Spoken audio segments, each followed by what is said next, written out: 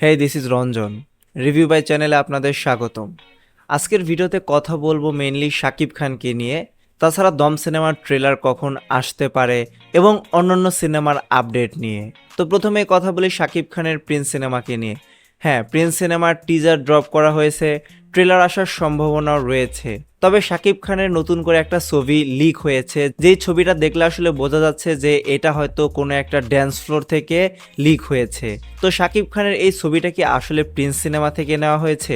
আমার তো মনে হচ্ছে যে না, এই ছবিটা হয়তো কোনো একটা টিভিসি শ্যুটের, আদনান আল রাজীবের টিভিসির একটা শ্যুট হচ্ছে, সেখান থেকেই হয়তো এই ছবিটা লিক হয়েছে। তাছাড়া প্রিন্স সিনেমার শ্যুটও নাকি গতকাল শেষ হয়ে গিয়েছে, অর্থাৎ 15 তারিখ।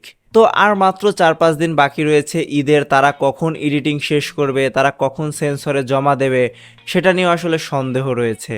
তো তাদের উচিত আসলে খুব তাড়াতাড়ি করে কাজটাকে শেষ করা। ঈদ প্রায় চলে এসেছে, তারা এখনো শুটিংই শেষ করতে পারলো না।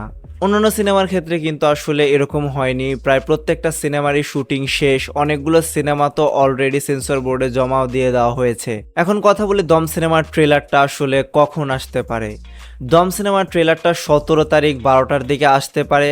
তাছাড়া আজকে 16 তারিখ, আজকেও এই সিনেমার ট্রেলারটা তারা দিয়ে দিতে পারে। তো ট্রেলার আসার পরে হয়তো আর এই সিনেমার কোনো গান বা আর কোনো কিছু হয়তো রিলিজ করা হবে না, যেহেতু ঈদের আর 2-1 দিন বাকি থাকবে। তাছাড়া দম সিনেমার আরও একটা ইন্টারেস্টিং বিষয় যদি আপনারা খেয়াল করেন, তারা কিন্তু গতকাল বাংলাদেশ পাকিস্তানের যে অঘোষিত ফাইনাল ম্যাচটা ছিল সেখানে গিয়ে হাজির হয়েছে। হ্যাঁ, দমের পোস্টার নিয়ে তাদের যে প্রমোশন সেটা কিন্তু আসলেই খুবই ভালোভাবে হয়ে গিয়েছে। বাংলাদেশের কোটি কোটি মানুষ আসলে ক্রিকেট খেলা দেখে, তো তারা যে এই উদ্যোগটা নিয়েছে এটা আসলেই প্রশংসার দাবিদার। অন্য টিমেরও উচিত এরকম প্রমোশন করা। এরপরে কথা বলি রাক্ষস সিনেমাটাকে নিয়ে। হ্যাঁ, মেহেদী হাসান হৃদয়ের ভায়োলেন্স ইউনিভার্স। তো রাক্ষস হবে তার দ্বিতীয় কিস্তি। প্রথম যখন বরবাদ সিনেমাটা সে বানিয়েছিল তখন কিন্তু সে আসলে এটা ইউনিভার্স যে হবে সে কিন্তু বলেনি।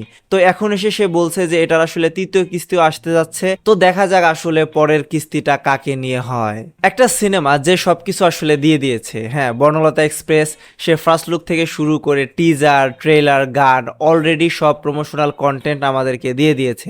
তো তাদের আসলে দেওয়ার মতো আর কিছু নেই, এখন সিনেমা হলে বাকিটা এক্সপিরিয়েন্স করা বাকি রয়েছে। তো শাকিব খানের এই যে ছবিটা লিক হলো সেটা নিয়ে আপনাদের মতামত কি আমাদেরকে কমেন্টে জানাতে পারেন।